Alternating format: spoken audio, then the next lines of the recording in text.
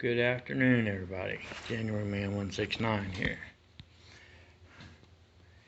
After several years of knowing that I needed to replace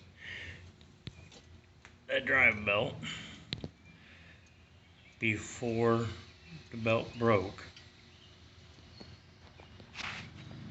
I've known it for several years. Finally done it.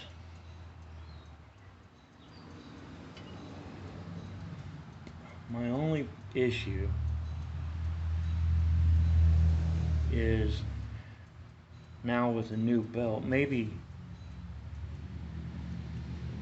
isn't this the adjustment for the for that idler? A lot of people think this is the idler. My understanding is that's the clutch. The idler is back here. Because the belt comes down around the big pulley in the rear, comes up,